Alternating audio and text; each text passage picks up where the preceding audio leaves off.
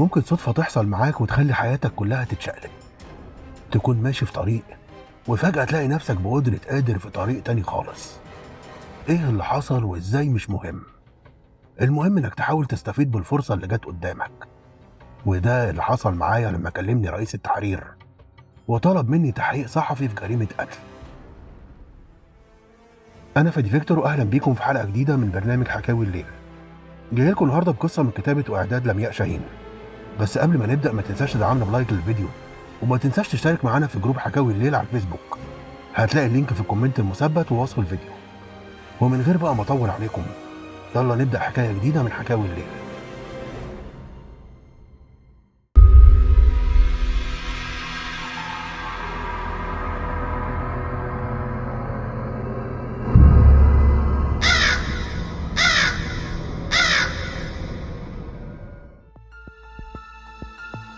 أنا شريف، صحفي اقتصادي في موقع إلكتروني.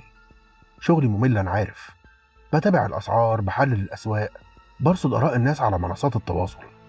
حاجة تجيب الهم بصراحة. ما كنتش مبسوط بالشغلانة، بس هي حاجة أحسن من مفيش. أنا طول عمري كان نفسي أبقى زي الصحفيين الكبار اللي بشوفهم في الأفلام والمسلسلات. الصحفي اللي بيتخفى عشان يغطي قضية، ولا بيسافر عشان يقعد مع مصدر، ولما يتسأل جبت معلوماتك منين يقول الجملة الشهيرة: الصحفي ما بيعلنش عن مصادره. لكن للأسف ما كانش ده متاح، فقلت اقتصادي اهي خطوة تقربني برضو من المجال اللي بحبه، ويمكن الفرصة تيجي في أي وقت. فضلت شهور مستني بس الفرصة ما بتجيش. الجريدة والموقع اللي كنت شغال فيهم ما كانوش حاجة كبيرة، يعني يا دوب كل قسم محرر أو 2 بالكتير، والمحررين اللي ماسكين الحوادث ما شاء الله شغالين من نار. مش هكدب عليكم، كنت بحب أتفرج على شغلهم، بتابع كل اللي بينزلوه وتعلمت منهم حاجات كتير.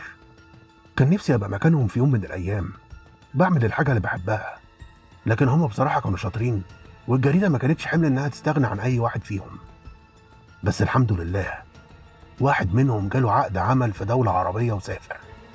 وهنا قلت هانت، أهي فرصتي جت. لكن للأسف إدارة الجريدة رفضوا إني أسيب القسم الاقتصادي، لأن مفيش في حد غيري يشيل الشغل. بس في يوم من الأيام جالي تليفون.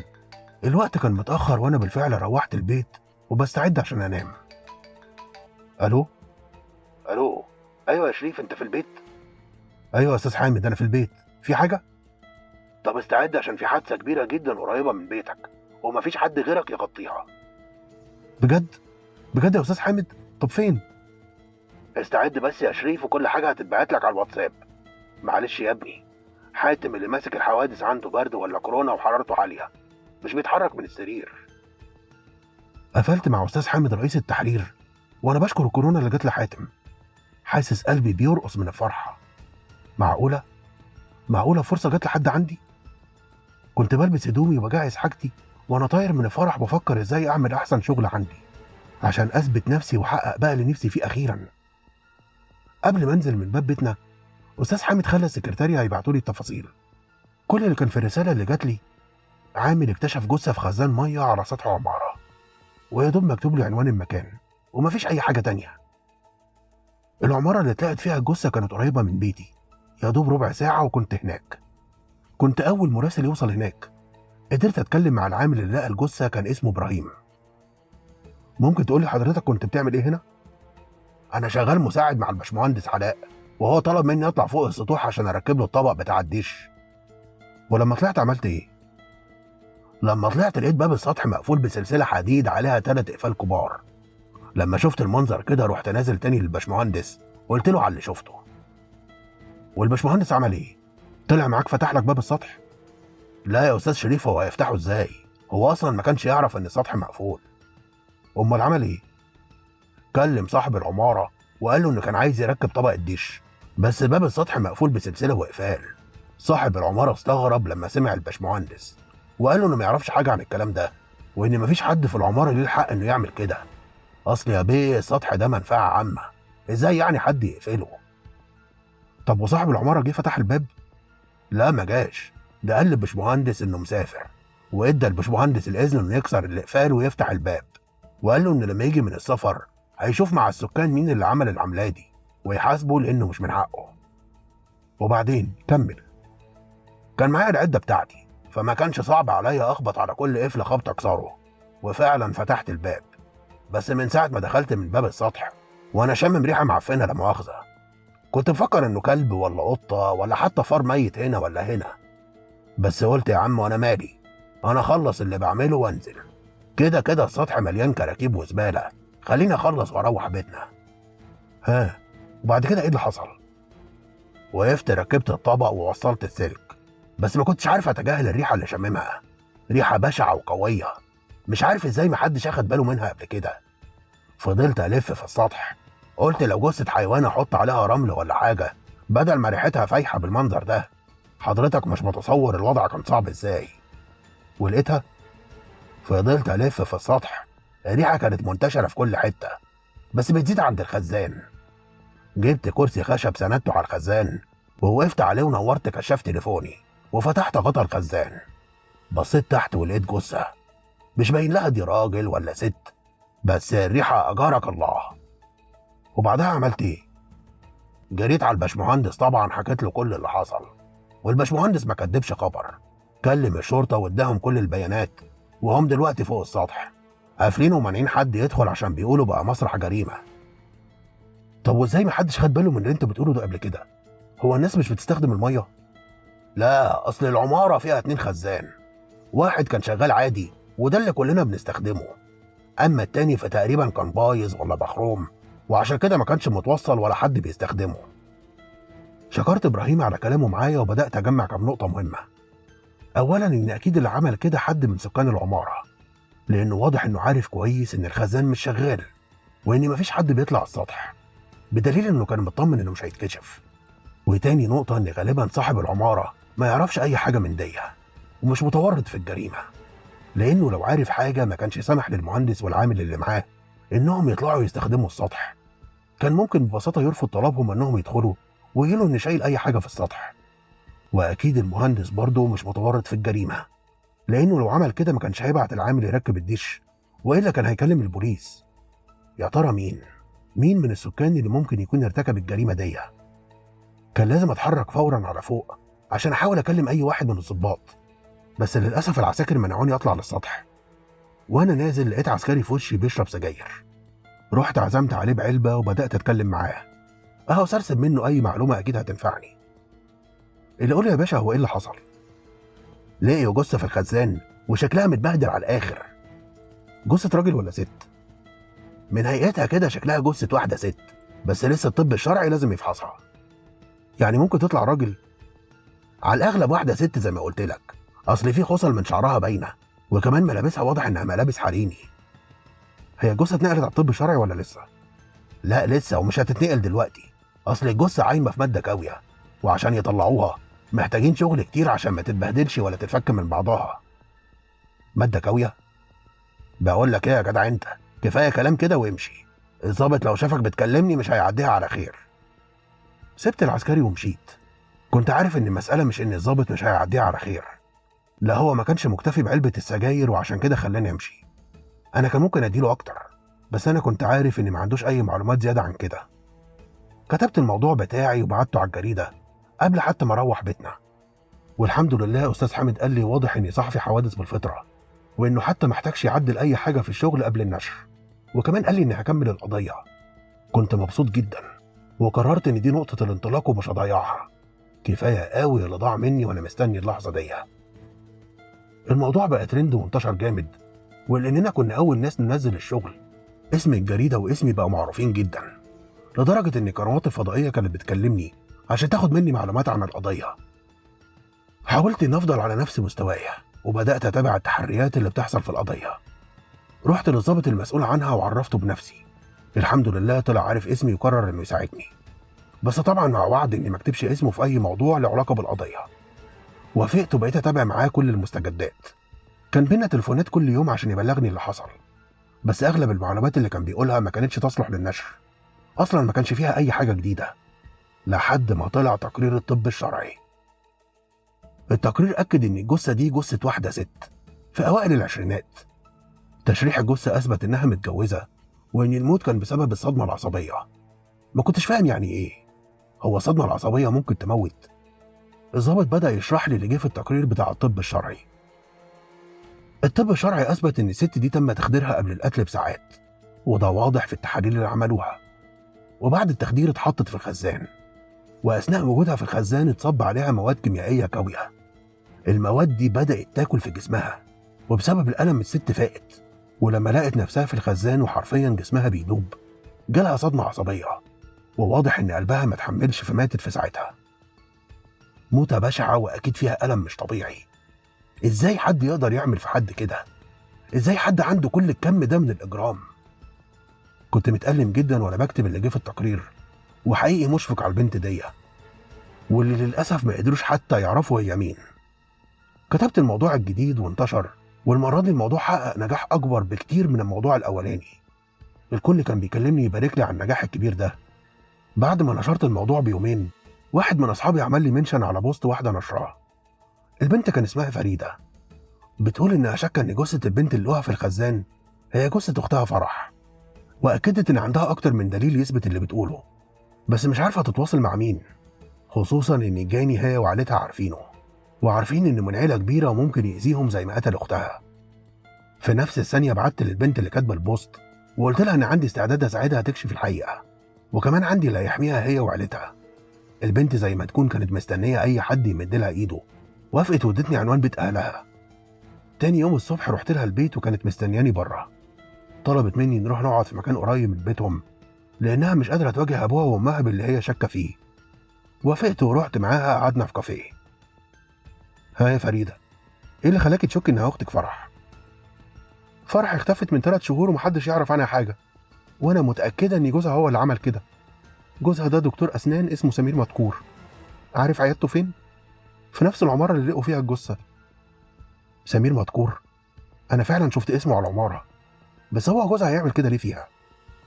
عشان الشيك. شيك إيه؟ ممكن تفهميني؟ هقولك، هحكي لك من الأول. فرح كانت بتدرس طب أسنان، وإحنا أصلا من أسرة متوسطة، مش فقراء، مستورين الحمد لله.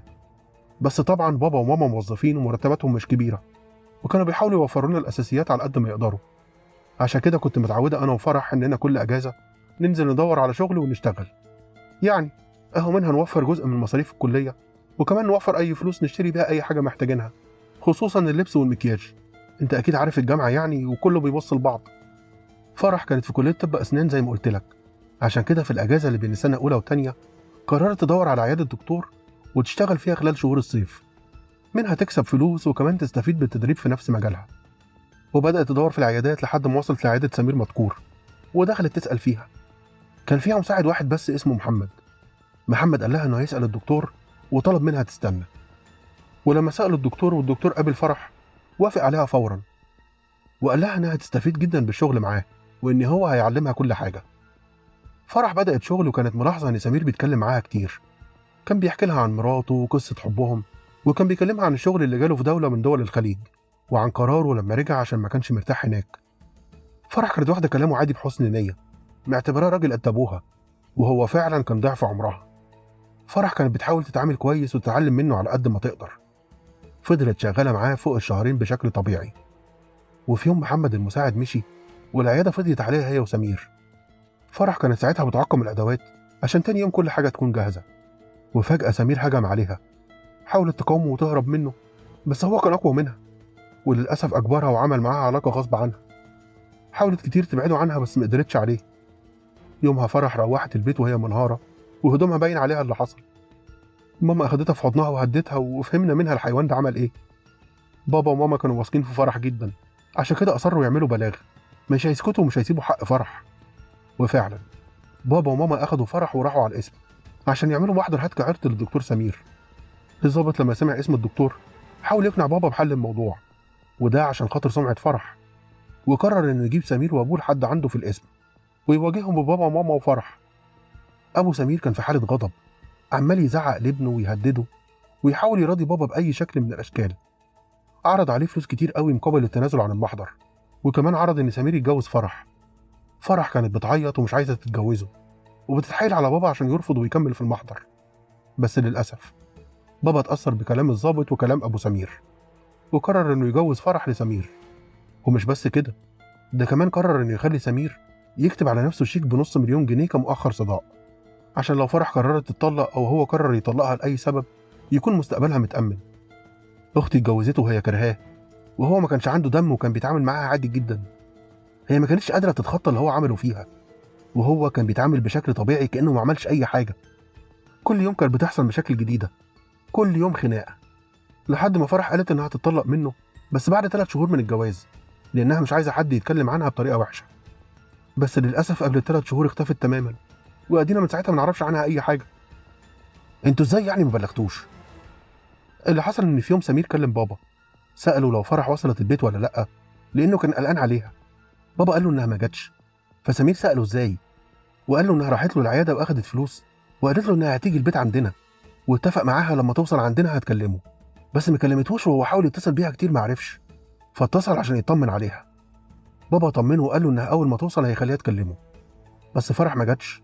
وبعد ساعة واحدة سمير اتصل تاني وهو بيقول إنه شاكك إن فرح جرى لها حاجة أو حد خطفها. بابا قال له إنها اتأخرت بس مش لدرجة اللي هو بيتكلم فيه ده، بس هو أصر يعمل محضر، وفعلا راح، بس الاسم ما عملوش محضر، وقالوا إنه لازم يعدي 24 ساعة على الأقل بعد الاختفاء عشان يتعمل بلاغ. بس فرح ما ظهرتش من ساعتها. سمير عمل محضر تاني يوم بس مفيش حد لقى فرح، وفي نفس اليوم اللي عمل المحضر جه البيت وفضل يزعق ويقول إنه شاكك إنها هربت مع حد، وإنها أكيد كانت تعرف حد عليه. وللأسف بعد أسبوع وصلتني رسالة من تليفونها على تليفوني، كان مكتوب فيها كلام غريب ومش بطريقة فرح. مش ممكن تكون أختي اللي كاتبة الرسالة. إيه اللي كان مكتوب في الرسالة؟ كان المكتوب: فريدة، أنا فرح أختك، أنا هربت مع حبيبي وسافرنا برا مصر ومش هرجع تاني، محدش يدور عليا. وبعدين اتصلت بيها كتير جدا بس تليفونها من وقتها ما اتفتحش، ولا حتى ظهرت اونلاين في اي ابلكيشن. وريت بابا وماما الرساله، وهم كمان حسوا ان دي مش شخصيه فرح ولا اخلاقها ولا حتى الطريقه اللي بتكلمنا بيها.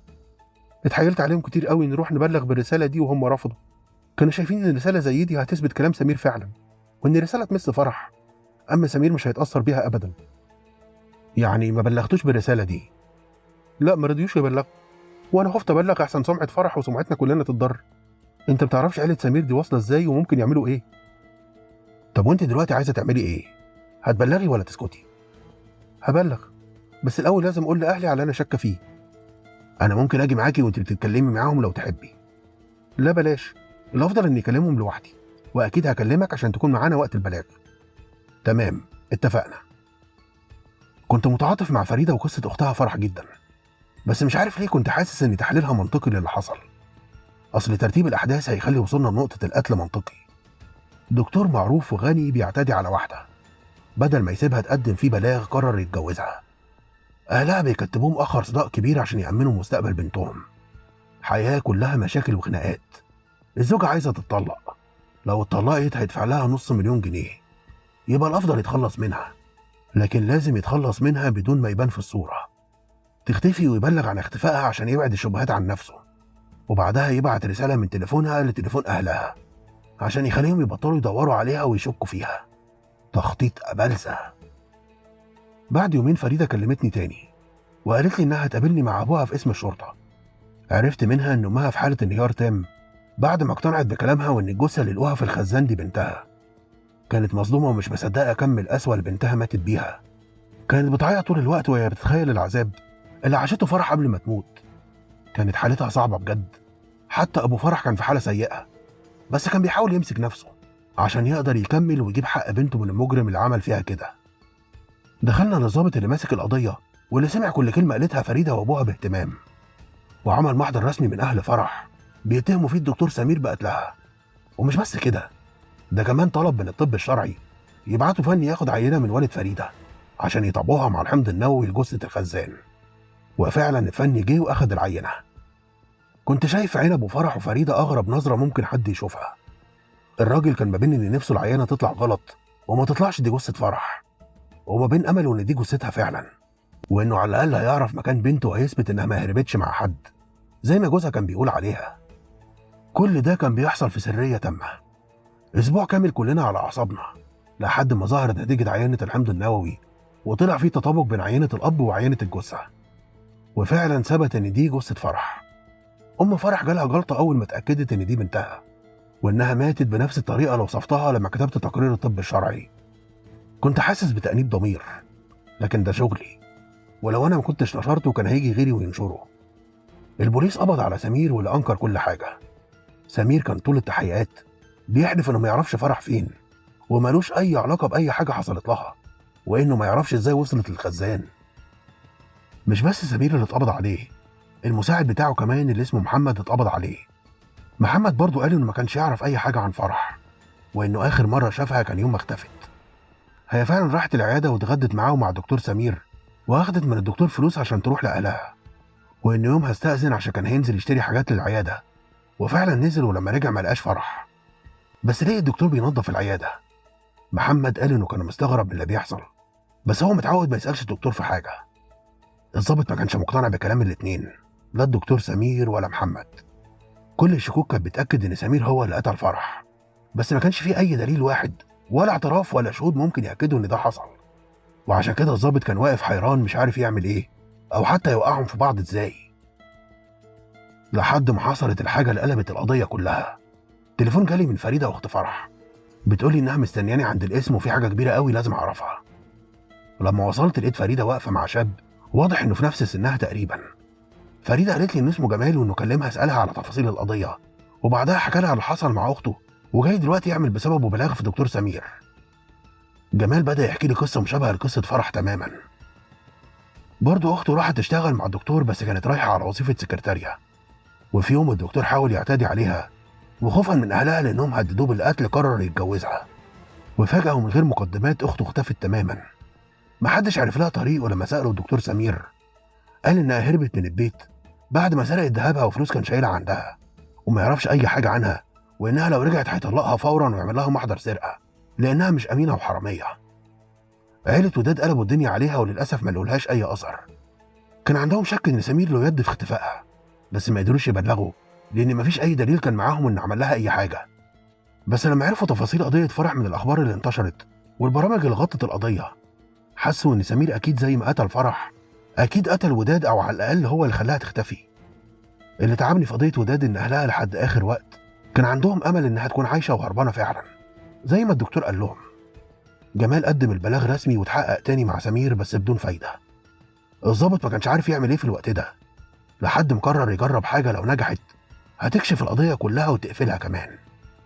الضابط قرر يجيب محمد المساعد بتاع سمير ويقول له إن سمير اعترف إن محمد هو اللي قتل فرح، ومش فرح بس، لا كمان وداد. وفعلا الضابط جاب محمد وقال له لو مش عايز يعترف خلاص مش مهم، هو كده كده المتهم الأول، خصوصا بعد اعتراف سمير إن هو اللي عمل كل الجرائم. فمحمد استغرب وقال له إنه ما يعرفش اللي حصل لفرح، وآخر مرة شافها كانت مع الدكتور في العيادة، ولما نزل كانت عايشة عادي. لكن الضابط قال له مش فرح بس، كمان وداد. أول ما الضابط قال اسم وداد قدام محمد بان عليه التوتر والخوف، بدأ يهز رجله ويبص حواليه وكأنه اتكشف وبيحاول يلاقي مهرب باللي بيسمعه. محمد بص للضابط وسأله بقى سمير قال عليا كده؟ تحب تقرا اقواله بنفسك عشان تتأكد؟ كذاب، والله يا باشا كذاب، ده هو اللي عمل كل حاجة، وبعد ده كله عايز يلبسني أنا مصايبه بقى بعد كل اللي عملته عشانه، عايز يرميني الرمية دي. لا يا حضرة الضابط، ما حصلش، سمير بيكذب، أنا ما قتلتش حد، هو اللي عمل كل حاجة. عمل كل حاجة؟ عمل إيه بقى؟ هو اللي قتل فرح. يا باشا، هو اللي ما كانش طايقها لأن عمرها ما اديته ريق حلو، ولما سمعها وهي بتكلم أختها وبتقول لها إنها هتطلب الطلاق بعد 3 شهور الدم غلي في نافوخه وبقى مش عارف يعمل إيه. أصلها لو اتطلقت هتلهف منه نص مليون جنيه، وأنت متعرفش الدكتور ده راجل جلدة، مع إن ربنا كرمه وفاتحها عليه بس بخيل. الدكتور جابها العيادة بحجة إنه عايزها تاخد شوية حاجات توديها على البيت، وكان حاطط لها مخدر في العصير، ولما خلصت أكل قال لي أنزل وأسيبه. نزلت وسبته وأنا عارف اللي في نيته، ولما رجعت بعد ساعة زي ما قال لي ما لقيتهاش. ما لقيتش إلا الدكتور في العيادة وهو بيشيل أزايز يحطها في كيس بلاستيك كبير، وقال لي آخد الكيس أرميه في أي مكب زبالة بعيد عن العيادة، بس والله ما أعرف عمل فيها إيه إلا يوم ما لقيته الجثة. ابن الحرام كب عليها مية النار وهي عايشة، كان عايزها تتعذب وهي بتموت. طب وداد قتلها بنفس الطريقة؟ لا، وداد دي كانت بنت قادرة وأهلها كانوا زيها، كانت ممشيها على عجين ما يلخبطوش ومهدداه، والدكتور ما بيحبش كده. لما زهق وجاب آخره منها دب معاها خناقة محترمة، والموضوع اتطور راح ضاربها، بس هي ما سكتتش وضربته هي كمان. قام ماسك دماغها وفضل يهبدها في الحيطة لحد ما كسرها ووقعت ما حطتش منطق. اتصل بيا وهو بيعيط وبيقول لي الحقني. رحت له البيت ونضفت معاه كل حاجة، ولمينا جثة في سجادة وخدناها بالعربية لحد بيت قديم مهجور. معرفش بيت مين، بس سمير كان معاه مفتاحه.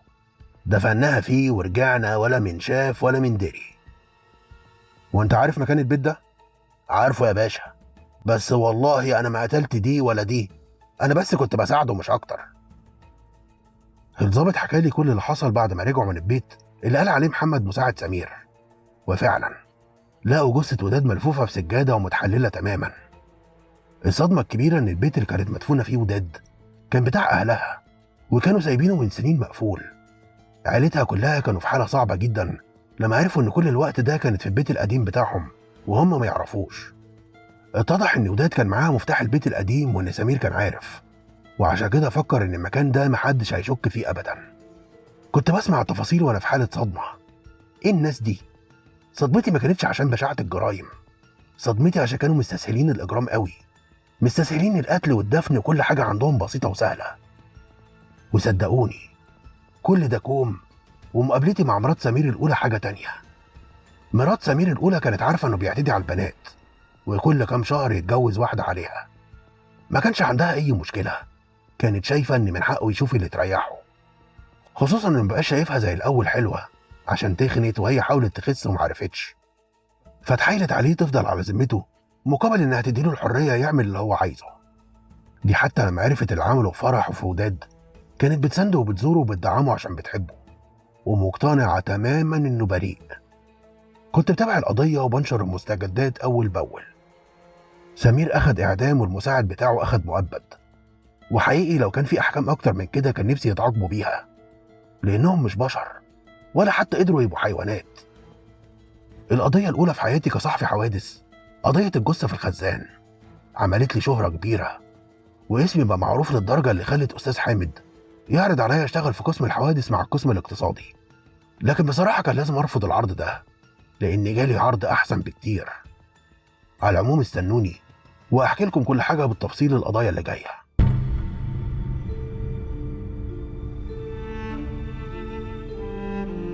وبكده نكون وصلنا لنهاية حلقة النهاردة. بشكر لمياء شاهين على كتابتها، وبشكركم انتوا كمان انكم وصلتوا معانا لحد هنا. لو القصة عجبتكم اكتبوا لنا رأيكم في التعليقات، وما تنسوش اللايك والشير وتشتركوا في القناة وتفعلوا الجرس عشان يوصلكم الجديد دايما. واستنونا في فيديو جديد وحكاية جديدة من حكاوي الليل.